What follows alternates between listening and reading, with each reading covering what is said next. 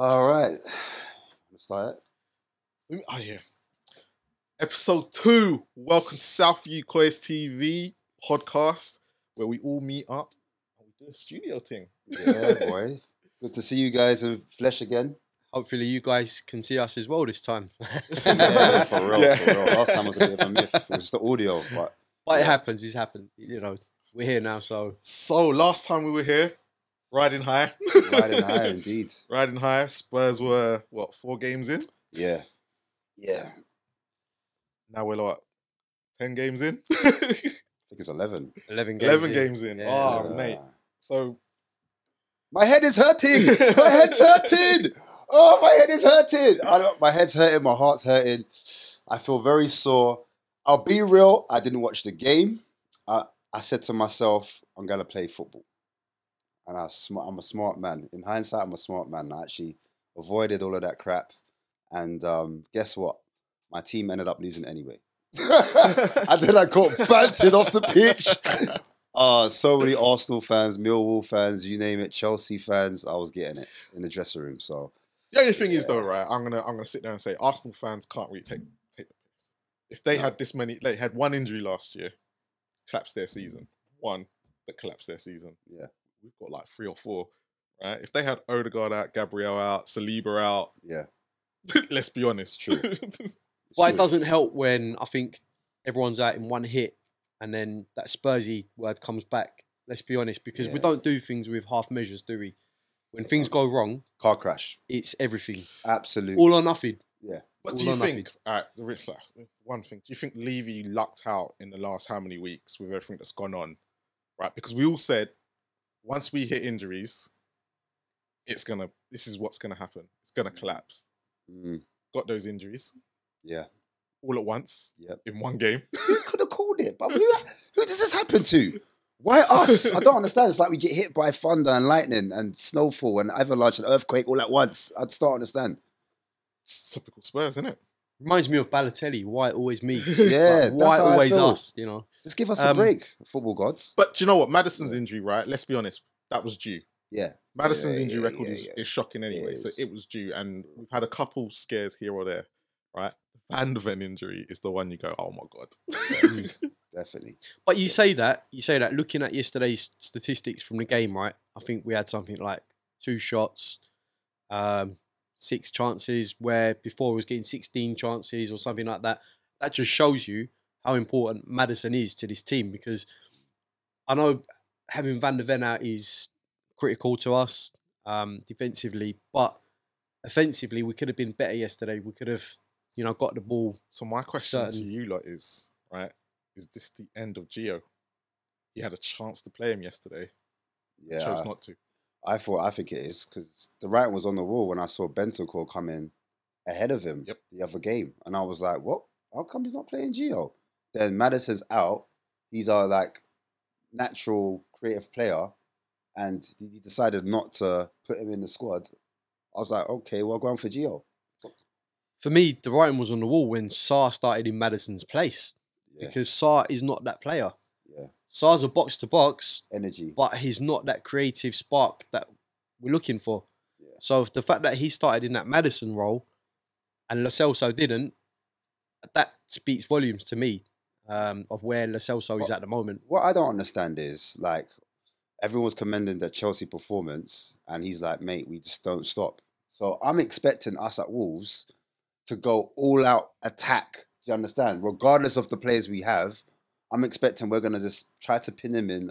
I know that we haven't got the players for it in terms of centre-backs, but I thought that was going to be like, it doesn't matter who we've got, mate. I want to attack. So I thought we were going to be, if we were going to get undone, I thought we were going to get undone like that, if that makes sense. But by the sounds of it, as you said, how many chances? If Wolves were a better team. Oh, same again. Same again. If Wolves were a better team, like, forget Chelsea, right? Because Chelsea missed chances too. But if Wolves are, if Marlon gets half of those chances, Etihad's going to be one of them things where no Spurs fan should watch. Wow. And he can't. It's probably the one game where I think actually he could probably just go with that attacking lineup. It's really weird, right? But when you're playing Wolves, you're playing Chelsea, and I called this weeks ago. Someone pulled me up on this and they went to me. I said that that Ange, his football would suit Poch, and it did. He knew exactly what to do, and it was these Chelsea players that just didn't get the message. Yeah, played into Poch's hands. Played right into Poch's hands. Yeah. Right, and I forgot and I said it, and I was just like, okay, it's gonna happen. But yesterday, Gary O'Neill's a good coach. he is. Right, and if you watch them against Liverpool and you watch them against City, right? Yeah, they defended against City; they weren't the same. But against Liverpool, they were so good. They just missed chances again. We're going there with Eric Dyer, Ben Davis as our centre backs. You forget about Manchester United as well. They should have won that game as well. Yep. In my opinion. Yep, should have won that as well away from home. Yeah. Is it a case of where that's it? It's over. It's not over, but in terms of like, because by the sounds of it, it sounds like our midfield was non-existent. Because that was the one thing that was our strength going into games. We knew that, like, we defense-wise, question mark, or the front three question mark. It wasn't quite like firing on all cylinders, but the midfield was meant to be our stronghold. And it seems like yesterday's game, by the sounds of it, no passing fluidity, no like dribbling, like beating 1v1s, no like he didn't have to play. Like he did have the players, but he chose not to. He chose to bring Højbjerg in, right? And the problem is that Højbjerg's not going to give you what Maddison gives you, right? It's too defensive. So he ended up making two mistakes here. So he ended up putting Højbjerg into Sar's place where all the energy is, all the running, right? And actually, to be fair to Sar yesterday, I thought he played well considering. I thought when he went off, that is when we completely collapsed. wow. Right? Wow. And everyone will go, what do you mean by that? Because the energy just went out the midfield. Benson Coyle actually did come on and play really well. Yeah. But he moved Sar too far forward. Sar, Right. I've been saying for weeks, even when we've done the watch along, he can't pass like that. Yeah. Right? But yet, yesterday, he chose to play him forward. So you've got Højbjerg and Basuma now. Basuma's not next to his mate. He's doing all the running. So even though Basuma had the most interceptions yesterday, and everyone will go, he had a poor game yesterday, but I didn't think so. He had the most interceptions. Right. Højbjerg ruined everything yesterday, right? And I saw a lot of people on social media saying Højbjerg had a good game, he's this, that, and the other. But actually, when you look at it, he caused a lot of disruption in that midfield. Like you said, our midfield was our best part. That is why I don't understand why Gio wasn't brought in. And what I don't understand, and someone brought this up, with how much on Monday the energy was taken, especially with Højbjerg, why are you then bringing in a tired man into that midfield? It doesn't make sense because no sense. You said you didn't want to be pragmatic against Chelsea, but now you're being pragmatic against Wolves. But he wasn't.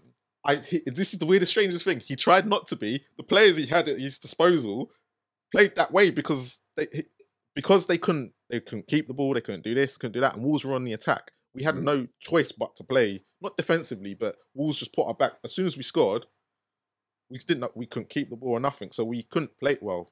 We couldn't actually play the high line because Wolves made us not play the high line. It wasn't the fact we didn't want to play it. We had no choice. Right. So right. Okay. Go on. Was it a case of like after the game against Chelsea, Ange come out and said, "Look, mate, we'll play this system no matter what, even if we've got four players." Yeah, because that was the excuse, isn't it? That was so the excuse. coming into this Wolves game, right? Did everyone sort of expect us to go out on our shield, like come out rip-roaring football? Well, this is the message he was getting out to the fans, wasn't he? He was like 9 men, 5 men. Yeah, that's what I thought. I thought we'd be pressing high. But doesn't matter who's on the pitch; they're going to play the same system. That's what I thought. But we all saw yesterday Dyer turning circle of a truck. Players can't do it. Can't do it. Players can't do it. Like, to be fair to Ben Davis, right? Yesterday, right, he was probably the best player on the pitch. He was man of the match. Yeah. Right. Up until that last minute or so, where but I don't blame him because both goals that went in are down to 2 players that we've all said are crap. Okay. Dyer was the first one. And people blame him for the clearance, right? Everyone said he should have cleared it further along up the field, but he didn't, right? But the problem weren't that. Is he allows Cunha to make the cross. And then he does what Dyer does, hands behind the back. Yeah. And then he ducks when it comes in. Yeah. He hop skipped, right? Wow. It was a great finish, don't get me wrong, right? So there's your first mistake. Yeah. The second one, right? And I watched this back before I did the match reaction. Højbjerg watches Lamina get up, looks at him. It's his man, by the way. Doesn't think once to tell Davis or Dyer, oh, jeez, Lamina's coming. I'm not going to take him. He's a third man running. Yeah. I'm not going to take him. One of you take him. Yeah. Or follow him. Right. You've So the got midfield aren't following their runners. Yeah. right. So Did Lamina, we have any runners, by the way? That's one thing I've noticed. Did we have any runners? Okay, sorry. Uh, Carry no, on. Sorry. no, Let's it was- just go back to was- Wolves. sorry, yeah. whoops. It was so bad. And Yeah. what I don't like about it is that he didn't adjust. He has to adjust if you're going to play Dyer, Davis, and the one person yesterday I said, right, and people were like, no, you can't say that. That comes with no criticism yesterday, right? Is Emerson Royale, Right. right? He's not good enough to play right back. So whatever you say, he was playing out of position yesterday, right? He's not good enough to be there anyway, right? So you can't expect him to put in a performance when he's playing in a position he's never probably played before. He was inverted most of the game yesterday, I found. He was no good. Playing in midfield most of the game. But he can't take no blame.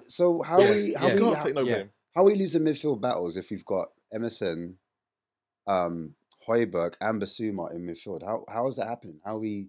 And that again comes down to the absence of Madison, because everyone's trying to sort of chip in to fill in that void, and thereby people being drawn out of position. So Sarr, I think not having Basuma and Sarr in the middle just caused a lot of issues yesterday. Right. A lot of issues Right. because Sarr was then had to come across. He was playing on the left. Yeah. Pretty much, and it just meant that Basuma and Sarr have got a connection. And this was always my worry when Bentancur came back. Actually, is Bentancur going to be that man? How was he when he came on? Right. Bentancur, to be fair to him, was all right. I know. Like we had 2 chances. He created 2 chances that probably Brennan Johnson should have probably scored one, but he pulled up. Yeah. And there was another piece of play that when actually Kulusevski looked a lot better. Yeah. Right. I remember people saying this when Bentancur came on. Right. But Bentancur was slightly off it, but he was probably our best midfielder yesterday. he needs game time. He needs a lot more game time. because I don't think he's got it in his legs at the moment, to do any running sort of thing. And he would have probably been the perfect replacement So yesterday. was that a case of where maybe he didn't check a runner or something? Was it? No, Højbjerg. It was definitely Højbjerg. Yeah, I know, definitely Højbjerg. Okay, Right, I was just wondering because I know he's good going with the ball. Yeah, but this is where. But I don't know, like, because in a game like that where you kind of need your midfielders to help out defensively. Yeah. We carrying a player there. I wasn't sure. I haven't seen it. Obviously, I'm just asking the question. I don't know. Obviously, Bentancur's a person. Put it like this: you don't want to talk bad Lamina on. Royale were on the floor, right? Yeah. Because he was fouled. Lamina, no, Royale was fouled by Lamina, right? Everyone said it probably should have been our free kick. Yeah. It then causes Royale to be out of position. Right. Okay. Right. So Lamina again is still on the floor, but he scores the winner. But yet the free kick's already been played. Højbjerg just looking at the ball. He's not looking at anywhere else. Oh, jeez. He's still see. I see him look up. Yeah. And look at Lamina's run. Yeah. But so Slow to react. it's not even that. Everyone says about captains on the pitch yesterday, and Højbjerg decided not to be one yesterday. Right. Maybe because he's upset because he didn't get it. Right. But he decided not to be one. He's not looked around him.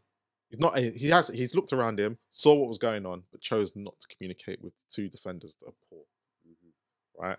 Very poor. Yeah. And that's what's going to happen. Like, I don't blame Dyer or Davis for them going through. It's a great ball. But Lamina's run should have been communicated. And there's time. A lot of it is time.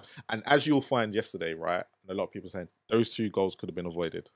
So is it a case of, by the sounds of it, it sounded a bit like Conte ball, or am I? It was very much, look, we got the first goal after 3 minutes, right? And the team decided, do you know what? Let's revert back to that football from last season. And that's a great point, because all of them played that football last year, and it just seemed like that's all that was in their head. And was it Conte's fault? Like, if he had different players, do you think it would have been a bit different? Like, now look in hindsight, or no? Maybe, or has Conte drilled that into these old players that they just go to default after a certain Possibly. I don't know. I'm asking questions. I didn't see it. I just think these players that we had on the pitch, like 80% of the players we had on the pitch, can't play the Ange system. Yeah. Okay, so what do you do when you're used to playing another system? You revert back to that system. Basically, that's what the players that happens. haven't played, the players that have not played under Conte or only had few minutes under Conte, did all right for the goal. Like, as in Porro got the ball in across to Brennan Johnson. Brennan Johnson gets into the box and knocks it in. Right. The rest of them was, Kulusevski done well as well. Kulusevski. I thought, to be fair to Kulu yesterday, yeah, he was predictable, right? And like, obviously, when I did the reaction, everyone was a bit blaming Kulu for being all this, that, and the other. But actually, to be fair to him yesterday, whenever he got down there was openings and stuff, and it all come from his side. Right. Which normally happens, to be fair as to him. Ange said with Brendan Johnson, I thought Brendan Johnson played okay too, but Yeah. I felt like he could have done more. Right. Because he's very effective. Okay. He's going to be very effective in the system, but he's just got to do more. Was he a good signing then, Brendan Johnson? It seems like he's going to take things on board, but yesterday for me, there wasn't enough running with Brendan Johnson. It wasn't that type of game. Yeah. So it was very much like give and go. Like he'll sort of get to a point where he's got someone in front of him, pulls it back or crosses the ball in. There wasn't no sort of direct duels with his defender. Yeah. So for me, I think we need to utilise his pace more often. But yesterday, that wasn't the case. Yeah. And the one time in the third minute, I think we just caught them napping because it was so early on in the game. Yeah. It was such a good move. He was like, it was a beautiful move. They just caught Wolves napping. That's all it was. Third minute. And then from that, it's like we just, bang. Yeah, we just thought, you know what? Let's take it easy a little bit. And just invited Wolves on, invited them. And then there was one point in the second half, I text someone saying, tick tock, I'm just waiting now. It's coming. I thought we were going to get away with it. But what gets me is that we conceded those goals in time added on. It felt like Sheffield United all over again. That's how I felt. Because that's what we was on the high of last. When we done this last time, we was on the high on Sheffield United. Yeah, that's bits in the bum. Yeah. So it's a case like where Liverpool, like you said, Sheffield United, all those last minute winners, all for what kind of thing. And then it's weird. I think with Liverpool, that was Chelsea's game. That's their comeback. Yeah. Sheffield United. That was yesterday. So that was their comeback. So I think at the moment we're starting to karma's is coming back around the other way. And because of all these injuries now, I just don't know what Ange's going to do. I really like for the next. It's not a crisis, right? And the reason why I'm going to say it's not a crisis because when we all started this season, all our expectation was 6th, 7th, 8th, right? This is that bad part period that we're gonna have to go through for that 6th, 7th, 8th. Yes. We all knew it was coming. Yes. January's around the corner. We should only have 2 games. Unfortunately, the FA Cup's gonna have to be sacrificed now as well. Unfortunately, it's the way it looks. Yeah, you're right. Because we're not gonna bring in any new signings on January the 1st to cover all this. Yeah, we're not. Right? They said it already. Right? They proposed us. Van de Ven, you're hoping's gonna be back. Right? Yeah. Madison, you're hoping is going to be back. You're losing Son. You're losing Sarr. You're losing Basuma as well. Forgot about that. Right? You forgot? Wheels on the bus go round and round. And that's not including any injuries we pick up in the next few weeks. Yeah. Or suspensions. Suspensions. Like, we missed Udogie yesterday badly. Yeah. We missed him badly yesterday. And I think for Spurs, letting Reguilon go, no matter how much they thought are getting money in for him and he's not going to play, was a terrible move. If they weren't going to get another centre back in, if their point was Van de Ven can play left back, you don't get rid of Reguilon until another centre back comes in. Yeah, that didn't make and he's no played sense well to at me. Manchester United as well, in my opinion. I think it's been like that. Man United fans have been a bit shaky with him, but he's he played all right. Started well. Yeah. I think you can't attribute all of their failings on. Are we not calling back early or not? You can, but I think there'll be a fee. Yeah, there'll be a fee. He ain't going to do that, is he? Yeah. If he's done. So we're better off loaning a left back from the champ. Look, we just need a left back. We can't be doing. We're linked to that guy Kelly, aren't we? Yeah, Lloyd Kelly. Take him now. Take him now. I'm not that situation now. That stage where it's like, look, let's just take him. So I said this a few weeks ago, right? And I said Lloyd Kelly, and everyone was like, "No, you can't take Lloyd Kelly." But I'm looking at it going, "Well, we ain't got a choice." Ask them again now. Well, after yesterday, you can't. He's got to be better than an option than Ben Davis and Eric Dyer. Yeah, you need someone with legs, that's pace, that's exactly. He's young. Energy. He's captained this side. He's got that captain sort of mentality as well. But look, what I was going to say is, I think we've given ourselves a great platform still of the first 10 games to get where we got to. Yeah. I think if we didn't accumulate these points, we'll be in big trouble. So the fact that we've got the points we have now, this has been our safety net now. This is our safety net. We've got our safety net. Yeah. Let's be honest, we've got Villa. I know we're playing at home, but Villa, great side. Manchester City, you hoping for anything? If we lose to Villa... you probably ain't going to watch the game. So, you know what? I won't be surprised we lose to Villa, right? And I won't be surprised if we fucking got Simon City.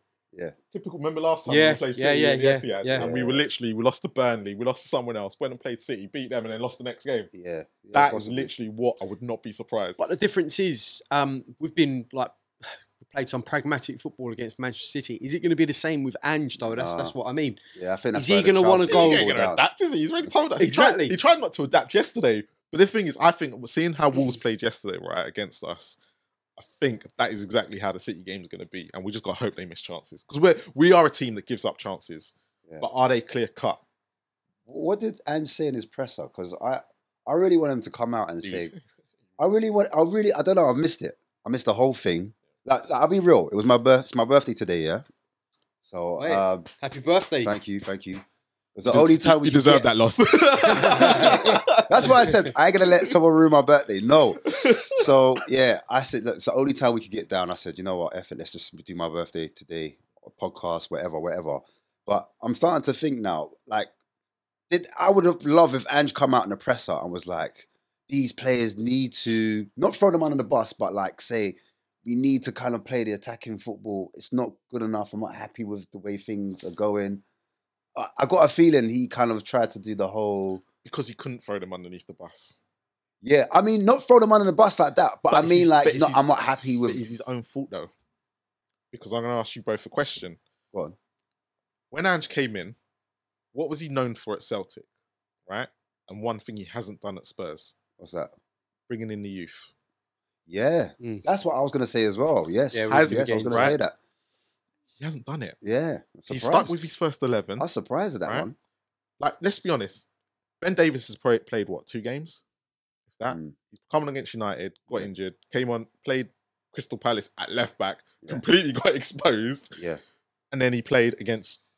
he didn't even play against Chelsea. So he's played like 2 games this year. Eric Dyer, first minutes were against Chelsea. Right? Porro has obviously played all season. Real's, second game at left back? Yeah. After Palace? Yeah. Right? Højbjerg barely played all season. Right? Has come on here and there. Right? So Sarr has never played in the attacking role. Right. So again, something new.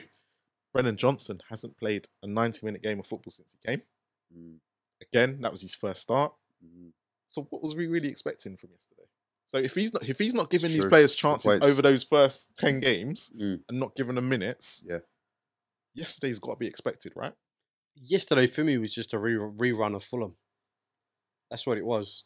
I mean, was it like the worst performance? I think yesterday was probably the worst performance we've had. Even that's including pre-season as well. Wow, is it?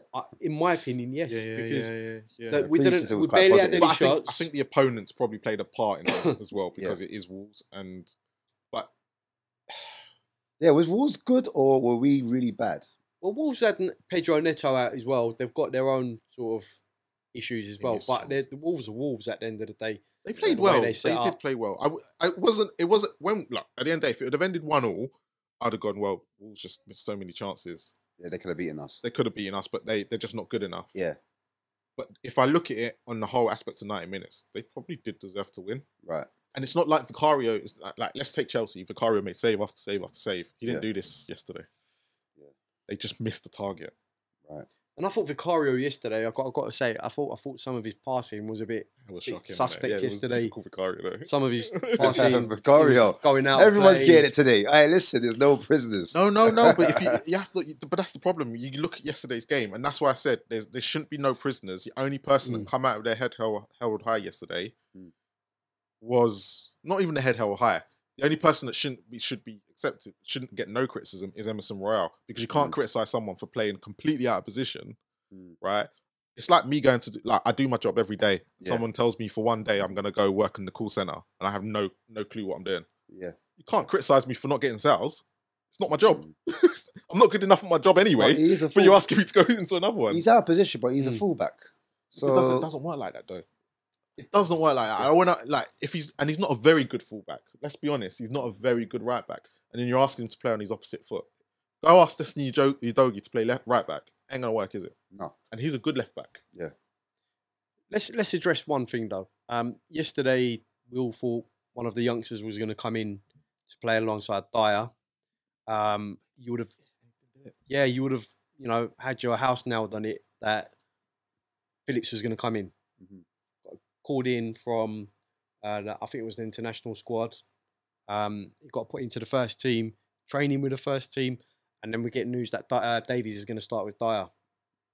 At one point, I thought Royale was going to be centre back that's what. Yeah, a lot of people because thought of as his well, pace. Yeah, because and of his pace. and to be honest, I probably may have worked. I don't know if Dyer's So we did that before last season, right? last season. He's done it. Last He season. played I wouldn't do inverted, it innit? again. Yeah. But I mean, I'll ask both of you. Do you think it was the right call to have Davies and Dyer at the back yesterday? I know you didn't watch the game, Ash. I mean, but I wouldn't have done it because it just kind of I didn't see it, but I'm assuming that they're naturally gonna fall back a little bit closer to the goal. Like no, at the beginning I was saying, like I expect Spurs to be all attack and push and pin Wolves back in. Obviously, we're gonna leave space in behind, but you want to have those players that can actually recover that pace back. Not a complete change where it's two youngsters at the back, because that's for me. You want one with experience. Exactly, That's it. exactly. That's what I said. So yeah. I thought maybe one would press, like be front footed, like maybe like a Romero, and then one would be like a Mickey Van der Ven. I don't know if it was the left sided or the right sided, but I'm just saying, in terms of recovery paces and him running back and cleaning up, like that kind of. I agree with you. That kind of. And this is what I thought should have happened yesterday. You know, I'm not a manager by no means, but I thought Porro on the right, Davies on the left, and then you have Phillips and Dyer in the middle. Okay, so you got that.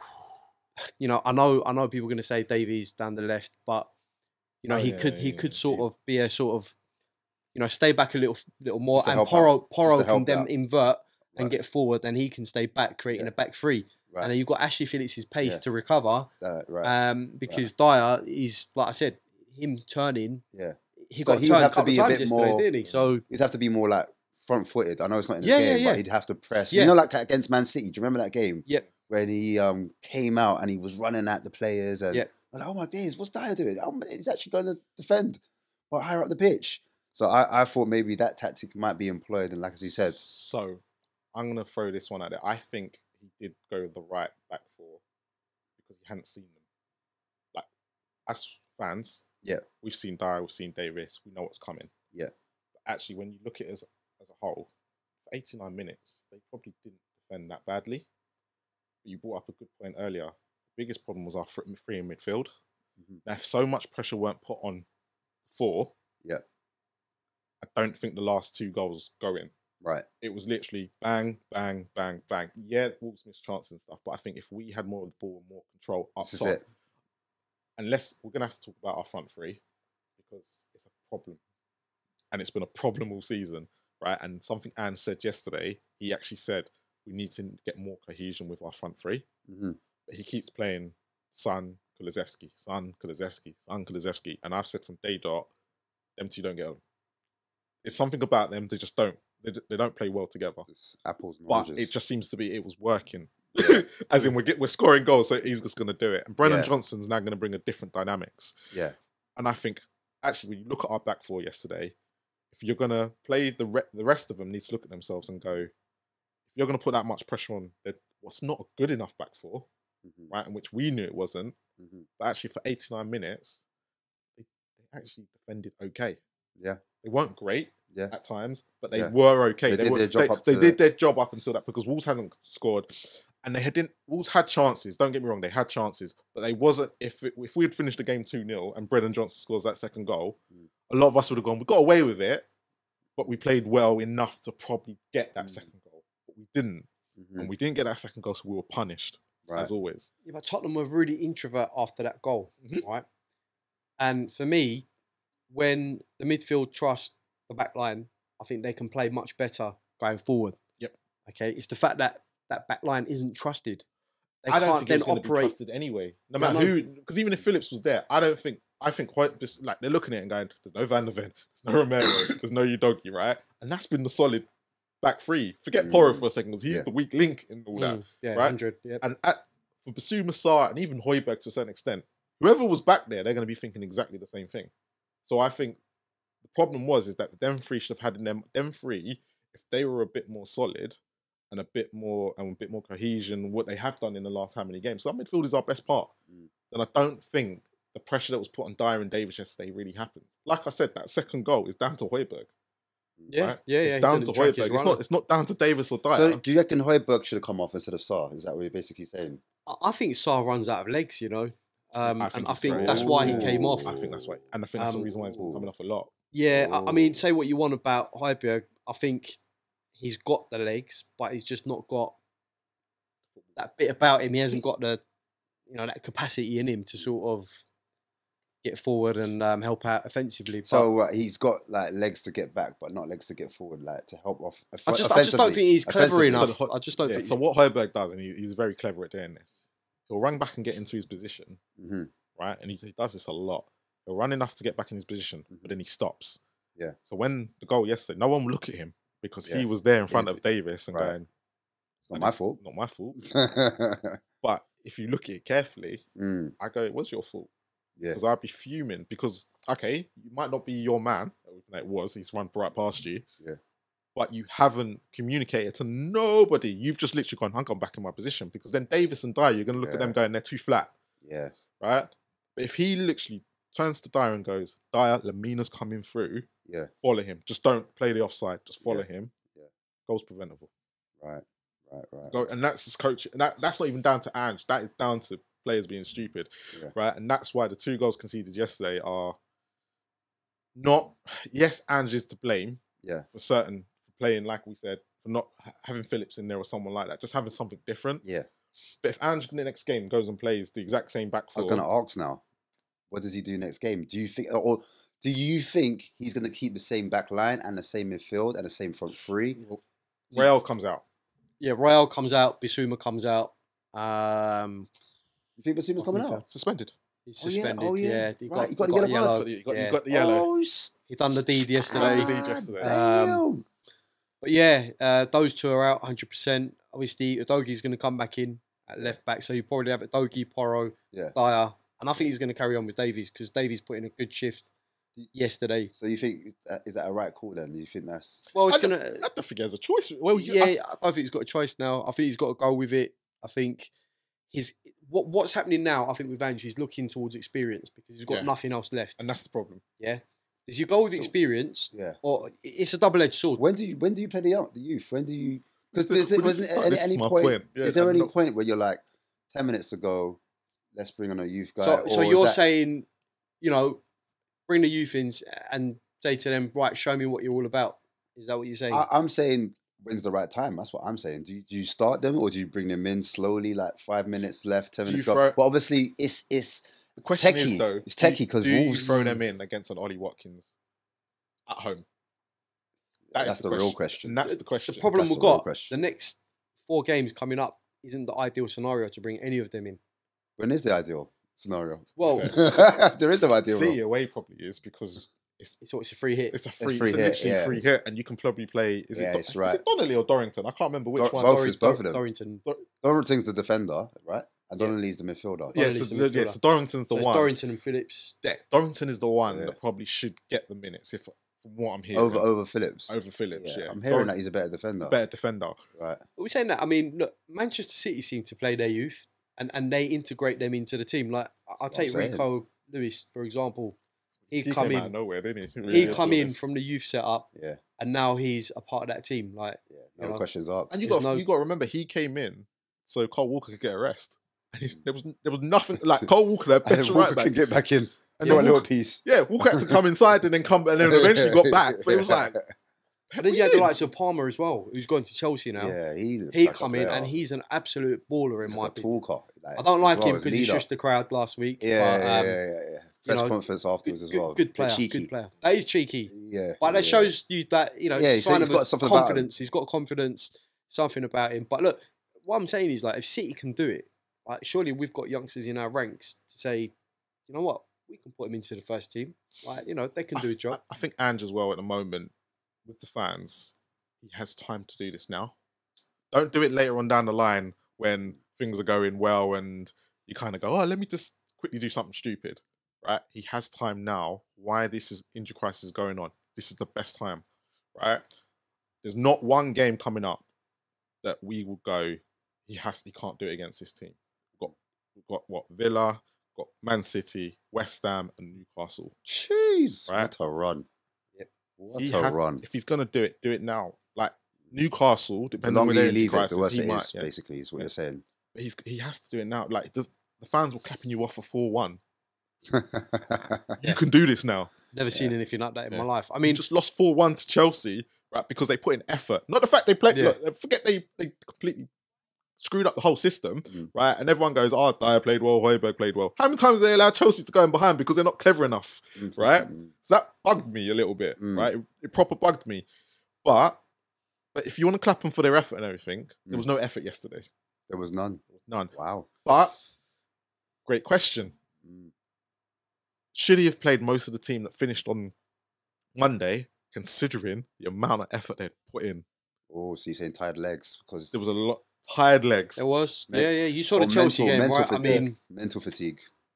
I think the way you got to look at it, though, guys, is those players would have wanted to put things right against Wolves yesterday. So they would have had their rest and everything else. But mentally, I think they would have been okay because But it's a bad defeat. But surely those players want to go out there and right. I want to put this right. Let's get the win, boys. You know what I mean? Yeah. Bounce back. Yeah. But we've had like the last 4 games: Monday, Friday. No, is it Friday, Monday? No, Monday, Friday, and then we had Monday early kickoff. Right, so between Friday night and thing, so That's a bit mean, right? yeah. The fixture list, actually, these last 4 fixtures have not been that kind, and we seen a decent performance in any of them, if we're being completely honest. Yeah, but I'll counter that by saying we've not had to play as many games as other teams. You know, we've played 1 game a week. But that, I'm going to counter that as well. I'm going to counter that as well. I love it. I'm going to counter, yeah? Yeah. Right? The thing is, for me, I think having 1 game a week is great, okay? They get a rest and everything else. But there's no sort of consistency because it's like very much like stop-start. Whereas when you've got games coming thick and fast, it's like you're used to that intensity. But and I think that's what like maybe causes injuries as well, you know? That having to sort of get back into that rhythm 1 game a week, maybe, I don't know. Whereas if you're used to that intensity more It often. can work both ways, I think. I think the way Ange wants to play and the way he wants to train, I think they kind of need a day's rest. Yeah. So that actually having a game in between might do him the world of good. But again, he's also said not having European football, maybe if you put out a better team in the cup, he could have seen some of these players that came in yesterday and actually he probably could have had an idea of what was going to happen. Yeah. But he can only do it now in Premier League games. It's true. So he has to. Very true. It's a good point. We've got to look at it as everyone that wanted no European football last year. Yeah. You can't be moaning now when these players have to come in. Yeah. Because they're not having any. They're having no other game time. Yeah. And I looked at yesterday. Yeah, I was peed off with the 2-1. I was more peed off about the game, right? But in hindsight, right, if you saw my prediction, boys, I said we'd score early and would concede late. And everything that I said would happen because I know what Get Darren this Davis man like. to stop predicting. Listen, he is a curse on the whole community. Yeah. Do you know I did the Spurs review on the Sunday, right? Was it the Chelsea game? And I said to everyone, like all of them were being positive. No, we're going to do this, we're going to do that. And I went, And I called weeks ago, Chelsea would be our first defeat. I know defeats. I know when they're coming. You smell it. Right? And that I saw. But yesterday, I said, admittedly, I didn't see the second goal coming. I just thought it was going to be 1-1. But I said, we'll score early and we'd concede late. I predicted the 1-0 because I just looked at the team and I said, look, you're losing the creativity and the quality. It's not even just the creativity, it's the quality on the ball you're losing. And also, the way Maddison plays, it's not like just attacking. He actually controls the game because he drops deep. Also, isn't it? He's like deep line playmaker, gets forward. Yeah, so like if it's not quite working or if he's not quite receiving it, he's able to. So actually, that's a very good point, and that's what Lo Celso didn't do yesterday. He didn't drop deep, but he made tackles and everything. He had a great chance yesterday. He had a great chance. Half chance. I think it was a great save by the keeper. It was a good save. I think the shot was all right. It was one of them. I'm surprised he got it out of his feet that quick and then took the shot. It was one of them. I wouldn't call it. He made a better situation out of it than it was, and the shot was absolutely. It was a great save, to be fair to Saar, but he didn't come back deep enough at times to help do what Maddison does. Right, which made it did leave Bentancur and Højbjerg exposed. Okay, right, because as soon as Basuma and Saar came off, it looked flat. Right, it did look flat. Bentancur, admittedly, like I said earlier, did well. It just looked flat in that midfield. And I think that was the issue. It goes back to my question, though, guys. Aston Villa, what midfield do you play? what midfield suits best from the options that we have right now. If we're looking at what was missing in the Wolves game, who do you start? Go on, let's answer Look, that. Obviously, Bissouma missing is a big problem for me. Sar's going to start 100%. We know that. I also think Højbjerg is going to start again. You have to think you're going to have to drop Bentancur in there at some point, and maybe he comes off later on in the game. I personally wouldn't play Bentancur. Skip? I wouldn't play Skip either. We're running out of players, yeah? I think he has to go to. He's only got 2 players, right? If he's going to play Sar and Højbjerg, he's only got 2 players to choose from to play behind the forwards. Gio? If he doesn't trust Gio, then he's going to have to go with Kulu. He's going to have to do it. And who comes out on the right? Who plays on the right? Brennan? Left? Hill. Probably Hill. He said it stinks. And the reason why, no. The reason Look why, his face. No. Because Hill came on yesterday and he probably didn't play very well. No, he didn't. He didn't play well. He didn't play well at all. Listen, smelly, yeah. Listen to me, yeah. Who else we got on the wings though? A roll-up cigarette's got more weight than Hill. Put it that way. He's still lightweight. He's still lightweight. Yeah, I'll put it out there. He's still lightweight. He's not made for the Premier League. He's not going to look. I appreciate his effort and I appreciate the player that he is, but just not. The reason why I'm asking about Kulu, right, because he's very predictable on that right. And actually, if do we need him on the right if we've got no one in behind the strikers? That's my question. And I'd rather we have no one on the left side and the winger side. Yeah. Than have it that we've got Kulu on the right doing nothing because he's predictable, than having no one. Because we've said Maddison's a big miss. But he showed that he can be creative on that 3rd minute when he really created that goal. Let's be honest, right? Who's that? Gio? No, Kulusevski, right? Oh, Kulu. He sort of dragged the ball Kulu, back yeah. and went and passed it And that was from the right-hand side. Yeah, from the right-hand side. And I thought, wow, this is what we want to see you do. Be unpredictable, because they thought you were gonna run across the goal, right? Yeah. You didn't. You dragged it back and you flicked it across to Porro. Yeah. He's run onto the ball. They've obviously practiced that on the pitch, but it worked. Well, I'd put Kill on the right even and have Brennan on the left. I think we should try Kulu. How about this? Go on. All right. Go on, hit me this with is right. Porro on the right. Emerson playing right back. You actually could do that.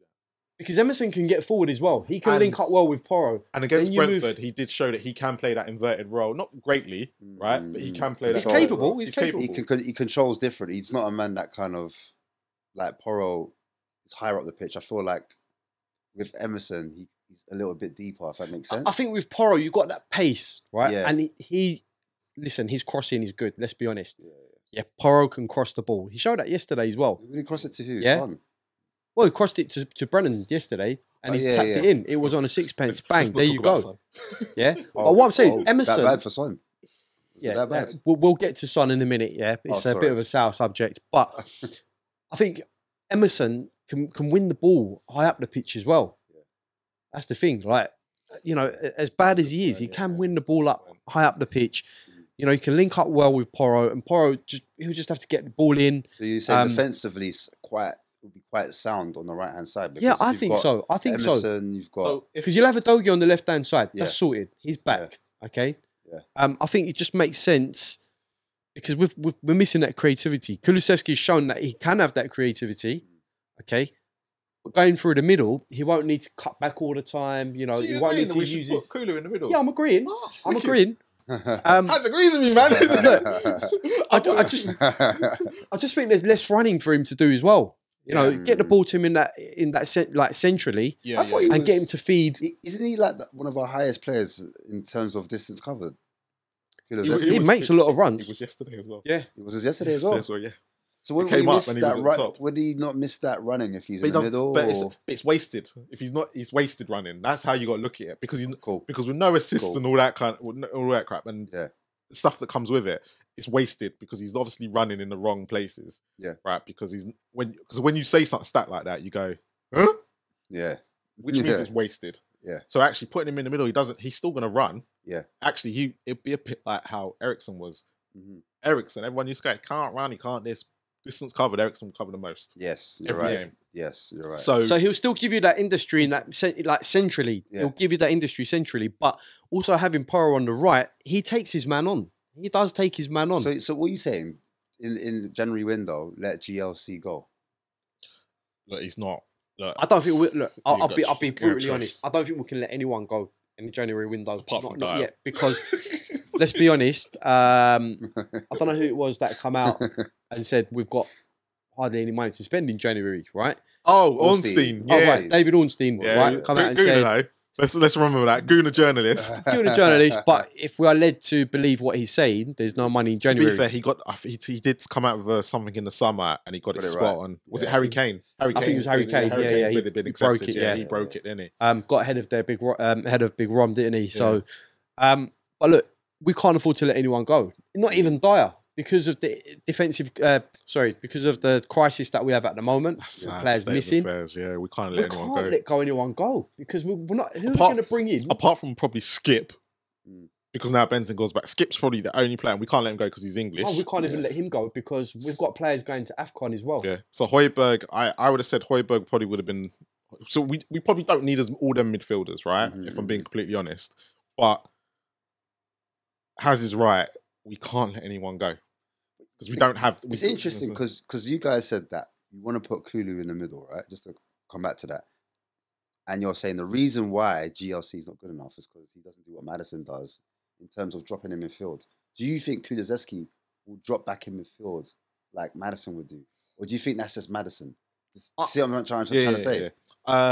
No, partly right, but I don't think he will. I think he would, and I think that this because he tried. Look, he helps out Porro probably the most out of the wingers. He probably helps out Porro a lot.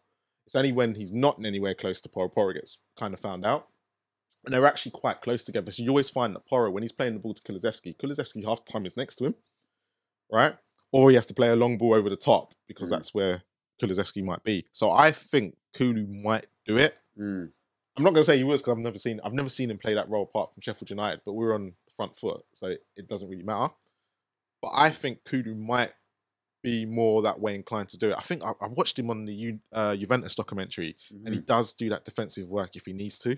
So yeah, defensive work, no doubt. But I mean, in terms of like, will he be responsible? I think he might do it. I think we could see it might be worth a punt to see what he would do. As do you think you do it? I think he can. You're either going to go with Kulusevski dropping deep to win the ball, or you're going to go with two defensive-minded midfielders to compensate for that. And I think with the midfielders that we have at the moment, they're very defensive-minded. So why not just have two defensive-minded midfielders, especially if we're playing away and with all our injuries at the moment, and just give Kulusevski free rein, don't have to drop deep as much, but collect the ball and make sure, you feed the runners or whoever's, up top, Son, Brennan Johnson, whatever. I've got a feeling that that's not going to happen. As in, I don't think Ange's going to put Kulusevski in the middle. I don't think he will. I don't think he will. A lot of fans will call for it, but you never know because Son started out on the left, and lots of fans are asking for Son to be played through the middle. And he can't do. He basically Ange can't play that same midfield. Yeah, I know Basum's out, but he can't go with that sort of midfield again. No, I agree. If he goes with that midfield again, it's on him. It's not on them players because they can't do. We can't have three defensive-minded midfielders. Unfortunately, you're going to have to adapt one of the forwards to play that last attacking line. Otherwise, what are you doing? Especially now that we've got those two at the back. Like we said, that puts too much pressure on them. We can't have that much pressure on them. This is why I thought, because GSC is a midfielder, I thought naturally you put a midfielder in a midfielder position. Yeah, I agree. I agree. But there's something just not right there because it's just like it's just not playing. But look, we've seen that City as well, right? Yeah. Pep's not afraid to play players out of position. Right. We saw Bernardo Silva drop deep. Yes, he was playing deep at one point. Role. Yep. Yep. So managers can change positions, and should be able to change. Klopp does it as well with his midfielders. He does it as well. So done it with Trent. Yeah, does it with Trent. Sometimes he drops him in now into midfield when he needs to. Yeah. But this was my whole point when I predicted and there was a lot of people kicking up a fuss why Ange didn't change his ways, being stubborn, this, that, and the other. Yeah. Right. And Spurs fans are lauding it. And I'm like, unfortunately, Ange, yes, you've said that you've come with a reputation that you don't change it and you've had to battle against this, that, and the other, and you're going to play your way or the highway. Yeah. But you haven't been exposed to our league, right? Even Pep found out the hard way. Because even in Pep's first season, he tried exactly the same thing. He didn't have the players. He went out and bought the £100 million players, and even then, he adapts, and he adapts. Yes, Klopp adapts. Yeah. Right, they adapt to certain situations, right? Because your football for 80 or 90% of the time is going to work, but there's that 10% where it's not going to work at all, right? Because you're going to come up against a team that either play it better than you, or because we're using City as an example, but we could also use Liverpool, right? Arteta learnt the hard way last year in the title race of what adapting can't. If you don't adapt, you can't win. And against Manchester City recently, he adapted. First time. He tried to play open last year against City and got smashed twice. Right? But if you watched him in the last game, they frustrated City. They were defensive. They were this. And then got lucky towards the end because if you looked at that game, it was a poor advert for the Premier League. It was because Arteta said to them, I need to get the job done. I need to get the W. I respect it. And that's what Ferguson even did it in his later years, right? Especially when he won the title. He saw that other teams were a bit more, especially when Chelsea had all the money. You change it for Chelsea, right? How many times did we see Darren Fletcher come into games, right? And he had a full foot squad, and Darren Fletcher would be suddenly in there for these big games. And you're like, huh? Yeah. He adapted. And he stunk it out. He stunk it out when he needed to. He needed to. Those Man U Chelsea games were boring. Yeah. Because he knew what to do. Boring as hell. Right? And you talk about adapting. Fergie, and I'm going to speak about Fergie because he didn't play 4-4-2 the whole time for his career. You will learn, you get better as a coach, but you have to take the steps. And hopefully Ange learns from this, right? Because I love him to pieces. The football he plays is great. Well, the football he wants to play is great.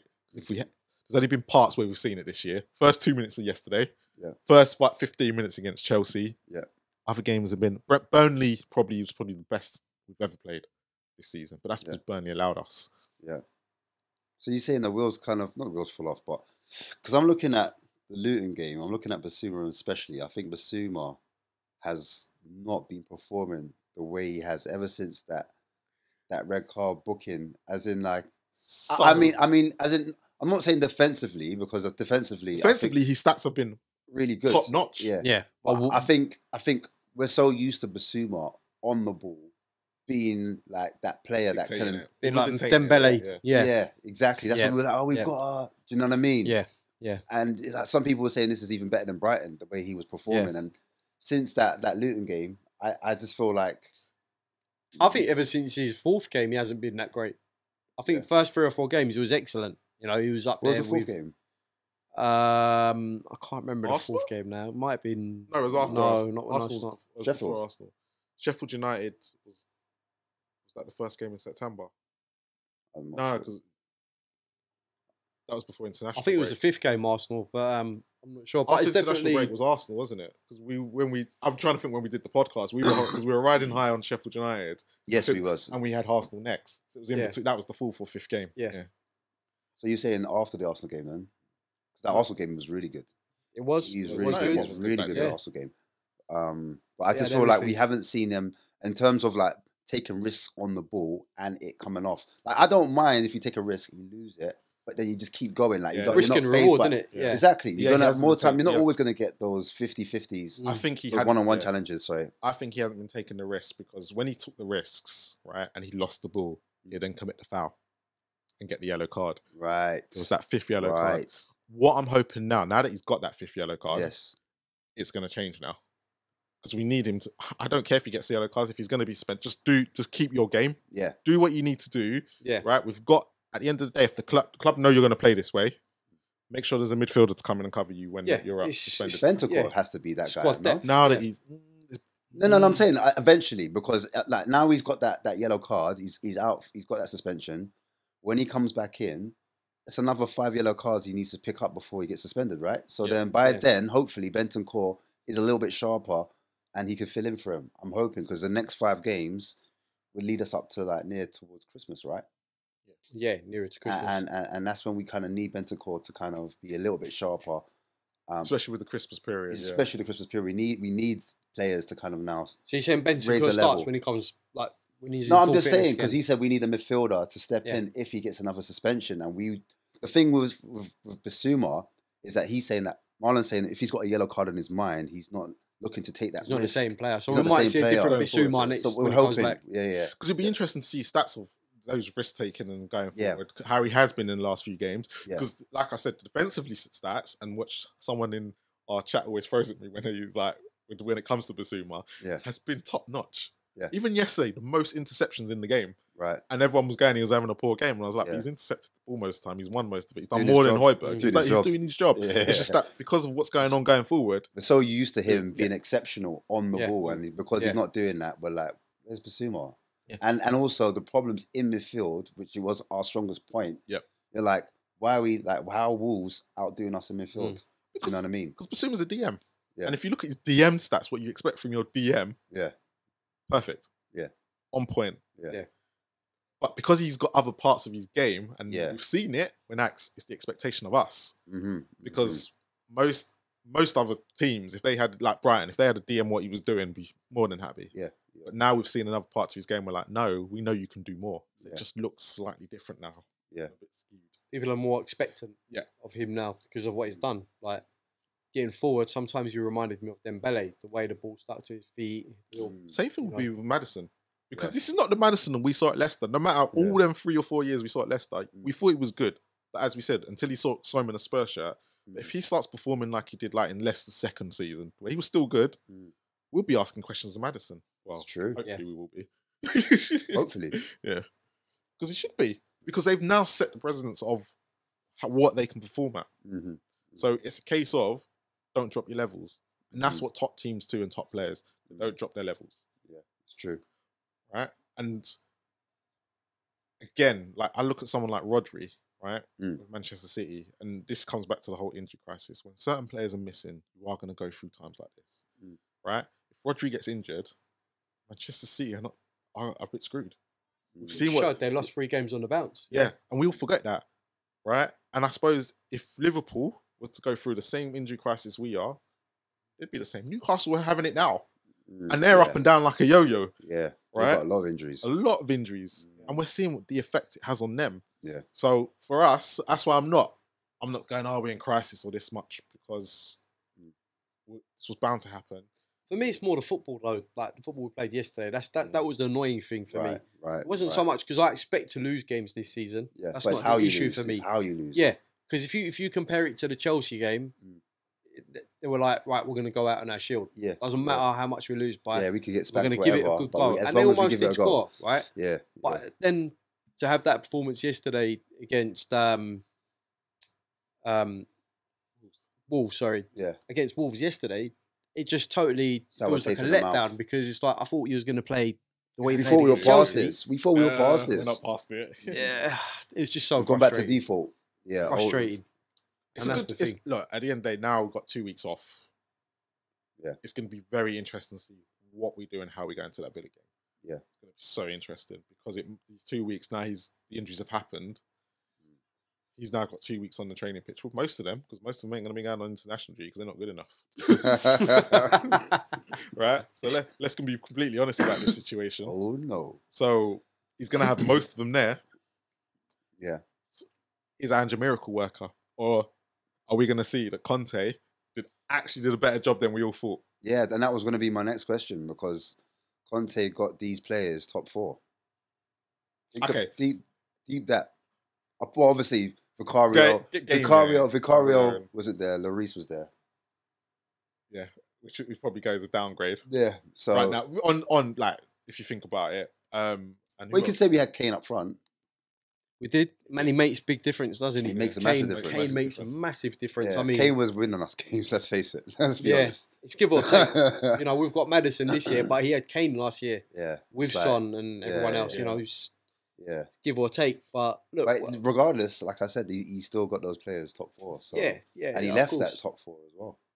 Yeah. As much as people hate Conte ball, it was. And what makes it worse is if he beats Southampton, yeah, third. Exactly.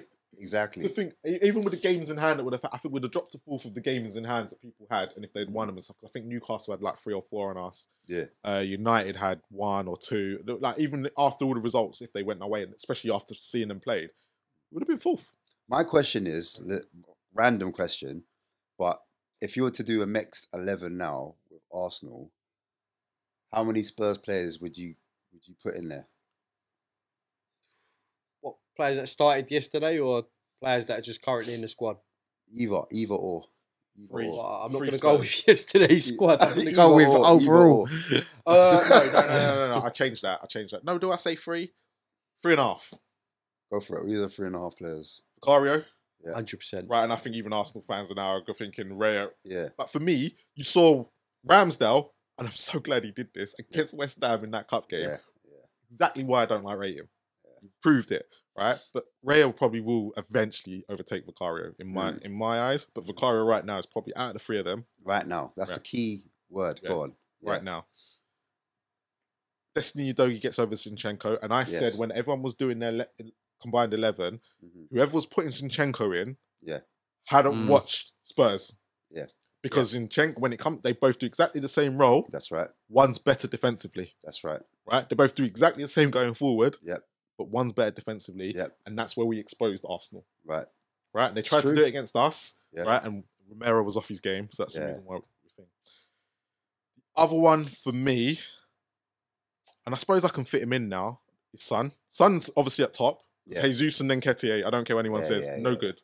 Right? And the fact Arsenal fans thought Jesus was better than Son is just literally mind-boggling. Because I agree. Jesus is on Richarlison's level. That's where they are, right, when it comes to finishing. He's a great worker off the ball, don't get me wrong. Yeah. I don't think he should be a striker or centre forward. He should be like maybe support striker. Yeah, that's why Pep had him on the left. Yeah. Right? You realised. Yeah. The thing is, if you take Thomas Partey out, right, then we probably can get a Basuma in there. Yeah. But for me, it's between where I sit the half, it's between what everyone's calling him Ghost Guard and Maddison. Yeah. And if you look at the form this year, I'm going for Maddison right now. That's 5 players. Probably am putting 5 in. Okay. Because I have to take Partey out, don't I? Yeah. And I'm not putting Havertz in there. I'm not putting Jorginho in there. Right? You have to put. I'd have to put Sarah Basuma in there to play next to Rice. Yeah. Right? So Vicario's and Udogie, Son. I probably would go with Odegaard because of Martinelli and Saka if I'm looking at how they play together. But yeah, Partey comes back, he goes in there. As a full 11, it's only Vicario, Udogie and Son. They're my 3. As a full, everyone on 4, they're my 3. So you're going Saliba and Gabriel at the back? They're a better partner. We'll see. I think Romero has kind of thrown that whole thing out the window. Yeah. It's thrown it all because Van de Ven just has Van de Ven for me. I need to see him over a season to see if he can be next to Saliba. He says right now earlier on for certain other players. Yeah, that's why I was like, right now. That's why I was like, that's where we We're not calling it over the season. We're calling it right now. Right now. Because he said Vicario for that reason. Yeah, I still think Vicario will be at the end of the season as well. If I'm being, I think over a longevity of 2-3 years, maybe Raya will settle into Arsenal. Doesn't need to see him over a season. Then. Okay. He'll be there come end of the season. Yeah. Vicario, it's quite strange actually. Because Arsenal's actually quite messed up now compared to like last year. If I went on last year, Arsenal were more fluid than Spurs. It's funny because he actually dropped Gabriel, the one that you're saying, Van de Ven, you need to see him longer. Yeah. Arteta dropped Gabriel. And had to put him back in. Yeah. Imagine that. Yeah. And he got it wrong with, I think he got it wrong with the Partey at right back. I thought that was a complete... That was a Pochettino move. I think he was trying to squeeze everyone in, and that's why he could get his Havertz, his nice Havertz in. He needs to give up on Havertz. He really does. Give up on him. He really does. I think he'll die on his shield with Havertz. No, I think sometimes you have to admit when you're wrong. That's a big mistake. Like, it's a very expensive mistake. He's a proud man. So. Chelsea are sitting there going, how the hell we even got 60 million for this man? Daylight robbery. It's probably the worst signing of the summer. I think so. He probably has gone from probably one of the best signings in Rice to one of the worst. Yeah. In that sense. But yeah, combined 11, we're looking at 4? Yeah. 4 and, You say 4.5? 4.5, What about you, As? Yeah, I'll pretty much go with what Marlon was saying, at the back for me, Would you put Van der Romero's. Ven in over Gabriel? Because I'm gonna sit there and say we're all picking Saliba, right? Yeah, of course, 100%. Van der Ven's out, and look how much we're depending on him having. I'm just putting it out like this way, yeah. He's come from a German league, only 21 years old. But has he played better than Gabriel in the last 10 games? Is the question. I think his recovery pace, his pace has been phenomenal. But for me, if you look at Romero, I'm not a stats man, but he's been up there with Saliba in terms of defensive duties and everything else. Romero has been exceptional this year. I think I would still have to go Yes. right now with Romero and Saliba. I think Saliba's a great defender, guys. I honestly You do. can't pick Romero and Saliba. You have to pick. They play in the same position. You have to pick between Van der Ven and Gabriel. What are you doing to me? What? Make it easy for you? No way. It's true. I'd have to go with Van der Ven and Saliba. I just think Van der Ven's got more pace. Saliba's also got pace and he's got power. We all saw how Haaland just got dropped. He ran into him and got dropped. I mean, the guy's got good physical attributes, okay? And I think also Romero's good, but he has these rash moments. Whereas if you look at, I was looking at a stat the other day, Saliba, Van Dijk, and I think there was one other top defender in the Premier League. I think it was Ruben Diaz. Not had one red card between them for 282 games combined. I did, you know what? And I saw your stat the other day, and someone did bring up a great question, right? But does that make Sergio Ramos, a poor player because he put up how many red cards and how many yellow cards? Does that make? And he had it in him. Yes, but look at the team that he played in. But still, because if you put Romero in a Real Madrid, and he's still the same, he's still going to be the exact same defender. He's still the same defender for Argentina. He just has this to his game. And yes, there's been big games for Spurs that, like the AC Milan game, didn't need to do it. And there's probably been more games where he's been a bit reckless. And actually, he's let us down this year in 2 games. Arsenal and Chelsea, where he gets biggest games, right? He gets too passionate and wound up. Yeah. So my thing is to you guys is, it doesn't matter that Van Dijk and Saliba and all them have less yellow cards. Are they a better, like, yes, Van Dijk, I agree, but with Saliba and, let's take with Saliba and Romero, right? Because Saliba's getting less yellow cards, it doesn't make him a better defender. Of course not. I'm just talking about in terms of like temperament and the way they exert themselves on the pitch. But if you take the temperament out of Romero's game, do you have the same Romero?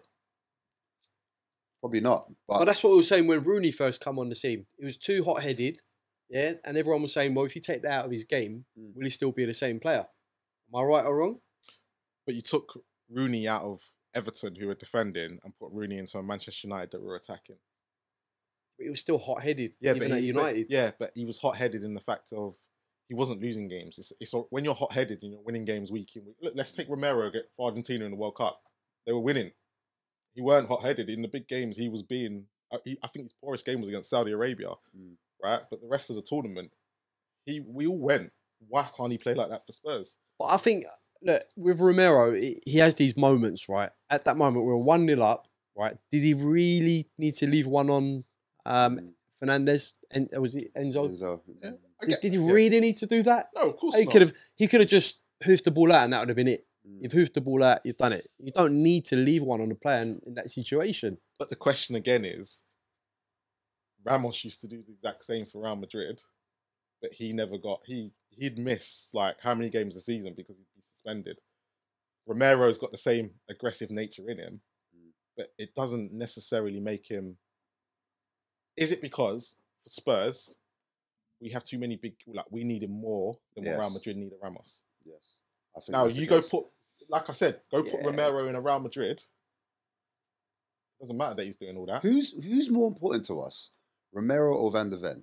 Who can we afford not to lose? You'd have to say experience-wise, Romero, but I'll tell you in a couple of weeks when Romero's back and we ain't got no Van der Ven. But yeah, I think Romero was a part of this team last season. It's not like he's a new player. But he's got more experience than Van der Ven at the moment, going into certain games, going into the Christmas period. But doesn't Van der Ven allow us to play further forward? Yes, I think it does. And doesn't that mean we get more chance attacking, scoring more goals, getting more shots on goals. You said yesterday we didn't have many shots on goal. And I'm Yeah, assuming no, it's I because agree. I agree. we were slightly further back, like our two centre backs might have dropped. Like I'm used to centre backs being, because when Romero and Van der Ven are on the pitch, it's not even like they're on the halfway line. No, they're actually in the actual games. Like sometimes Van der Ven takes risks and he's dribbling forward, and It's even probably- Romero sometimes he's in the penalty box. I've seen Romero in the penalty box this season. So like, there's no way you're going to see Eric Dyer that high up. He's going to get a nosebleed. I think they both give you different things. Like, it depends. Like, you know, you can work around it for both of them. You know, Van der Ven gives you the pace. Romero gives you that physicality, winning the ball high up. Whereas Van der Ven, you know, on a one-on-one, he's going to beat 9 out of 10 players in the Premier League. He's definitely been my favourite player this year. Yeah, for me, he's been amazing. And I think he's been Madison, but I love Van der Ven. amazing in the sense that he's come from a different league at such a young age and has adapted so quickly. Shows that his attitude is, for me, one-on-one. It's brilliant. He's got a really good attitude. But do you remember when we did the whole thing on him and Tapsoba in the summer? Yeah. And everyone was going Tapsoba. Yeah. And I think you asked me, and I probably need to go back. And I Yeah. said, for balance, because Tapsoba was probably miles ahead of him. Yeah. But for balance, I remember saying, I like Van der Ven. Mm-hmm. And actually, that's what he's done. Because I said, Romero, if you're looking at it, have to be Romero and Tapsoba, and they played literally in the same position. Yeah. Right, which then doesn't give you the balance. But Right. actually, with what Van der Ven gives you, which allows Romero to then be higher up, is like what you guys said, because we can defend further forward, pace. It means Romero is not sitting. He doesn't like sitting at the back. He hates it. You can tell he hates it. Yeah. So it's kind of that scenario where you go, is Van der Ven a bigger miss? Because actually now it's going to put Romero in a situation where he doesn't like it, and now we haven't got. Because he might default back to last season's Romero. I'm thinking he might do for the next. Well, games. if he's got Dyer playing alongside him, He put that way, he's going got choice. then that's the thing. Do you not think Ben Davies won't start overhead of on the left back, a left-sided centre back, ahead of Dyer? Ahead of Dyer. Do you think it would be Romero and Davies or Romero and Dyer? It all He's a left-footed. depends. Because Anne just said that he at the beginning of the season, Davis was a centre back. Yeah. We weren't really going to use him at left back unless there was a scenario like Palace. He had no choice. Even then, now he's even put Real left back ahead of him. Yeah. What a situation for the manager. It's like he's playing Jenga with the players, and he's like, if I put him there, I'll put him there. Starts to wobble, you're like, oh. It's like you know those out. you know those electrician people that open up the socket box or whatever it is, and they're like trying to plug everything in. It's like I can imagine Ange just, I'll plug that one there, plug that there. Oh, that one's just popped that. I'll plug that there. What a scenario to be in. I mean, What a season. it's just, it wouldn't be Spurs if we didn't have these kind of problems like It's true. through the season. Like, true. I can't remember a season in the last 10 years where it's just been plain sailing. Like, Never gone is. through the season, wherever we finished. Yeah. We've just gone through the season without any sort of major hiccups. I don't know if you guys can remember. No, that's true, because even There's in the always year been we something. finished second, we had Kane and was it Toby? They both went out at the same time. Yeah. And we're like, oh my God. Similar to what's happening now. Yeah, really. to Kane, because Kane got injured around the. Kane's the main man. Madison's the main man. And then we lost Toby. Toby's a good top defender. Van der Ven's a top defender. Yep. By the looks of it. So And then, Leicester we lost Kane and Vertonghen at 2 different times, and Wimmer had to come in. yeah. So it's never been plain sailing. So, Madison and Kane. Is Madison the new biscuit ankles? It's a shame. Like, I just think, and that's the Because reason Kane why. used to be that. That's the reason why I keep going to Kane's stronger. the defensive unit, because the defensive unit allows us to get closer to the goal effectively. If you're closer to the goal, That's the way he wants to play. Yeah. like the Celsos or your Kulizeskis or your Bentancurs, whoever it is, they're more likely to take shots. Do you know what I'm saying? Because they're closer to the goal. Whereas if you're slightly further back and the midfielder are slightly further back, then there's you're not going to be as front-footed, and smaller teams are going to see that. They're going to get confidence, and then the momentum changes before you know it. And that's the thing about football. Like you said, the Bulls weren't taking their chances, but they give you warnings, and because they get confidence off the back of it, that's when the goal goes in the last minute, and because it's been coming. It's not like out of nowhere against the run of play they score. It's like that's how the tide really turns. Should we have did what we did against Chelsea? Should we have played that really high line yesterday? to get a bit closer to the goal because we don't quite have the players like Madison I there. assumed that's what we were going to do. So I thought we was going to do that. And part of me thinks, I don't think we. if you did it with 9 men, why don't you do it with 11? I think he tried. And as you guys have said, they all reverted back to Conte. I don't think he did. I think he did. And he tried to counteract it by putting a third midfielder in there. But the problem was... How do you mean a third midfielder? So he tried to 4-3-3. Yeah, but he tried to put Højbjerg. So he tried to make it a bit more defensive and solid so they wouldn't be exposed as much. He tried to play the high line, but because the way we were so bad in midfield, and then the guys went, oh crap, and I think they just stepped off naturally. And I don't think he wanted to play that way. And I think the boys just took it on their own to play defensively because they're just used to that from last year. All 4 of them played under Conte and went, we can't do this. And the midfielders would just keep giving the ball away.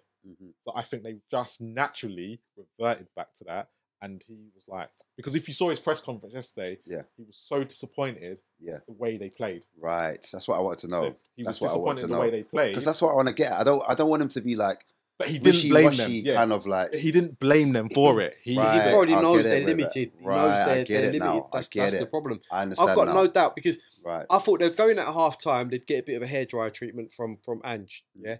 Guys, we need to be a bit more front footed. We need to press a bit more. Get up the pitch. Because there wasn't even any pressing yesterday. So the question is, Son did run around, but there wasn't hardly any pressing. Was it a case of also second half FC again? Because remember Conte used to. It was more we're terrible in the first and second. Yeah. But why we've got we've got 2 minutes left, right? So I'm going to come out with this last question. Where do we go from here? Yeah, this is what I was trying to get at. Yeah. That's the reason why I was like, let's look at the 11. And Where do we go from who would you put in that starting 11 against Aston Villa? Because for me, this is where we talk about. He's already said he's starting 11. We both said it's you. Yeah, yeah. Because we put Kulu. Yeah, exactly. No, listen, for me, and you didn't watch it, so this is going to be in hindsight. For me, I this is what I would do versus what I think Ange would do. Take notes, people. Yeah, clip. Yeah, clip don't get it wrong. Clip it up. Or just give it to someone who ain't watched it. I'll put Romero and Van de Ven. I'm joking. I don't care if he's injured. No. God, say it with chest, I would say I'll put Phillips in the centre back. The pace. Yep. I think when that allows us to go further forward, and Phillips in place of Van de Ven. Then basically. He's taking Ben Davis out. I'm taking Davis That's out. a big call. We didn't watch the game. Actually, no. Actually, you know what? Sorry. To be fair, he was all right. He was he could cost us goals, but he was okay. Naturally, I would do it like that. I put Dyer. I know I don't want to say it, but I put Dyer. So one experienced, and then one that's quick. Yep. So then you've got Phillips there. Obviously, Porro on the right as the right back. I'd keep it like that. On the left, Dogi's back now, so I'd have a Dogi and Vicario on goal. So that's my 4, 5. And then the midfield. No Basuma, remember? No Basuma. Oh. All right, so for me, this is why I'm struggling. Oof. This is now Højbjerg, for me, Højbjerg's got to sit. Going to play, Højbjerg's got to sit because that's what he does. He sits. Yeah. So that's my 6. He's my number 6. Højbjerg's my 6. Come on, Ash, get out. And then I'm getting there. I'm thinking at the same time. And then for the two midfielders in front, Sar's available, right? So legs from Sar. And then naturally, I put GLC there. It stinks, but I'll put GLC there. And up front, I'll keep the same. I think Mike Chelsea's got more chance of playing up front than Gio. But what I think he might do, I think he might. No, it's not about what you think he'll do.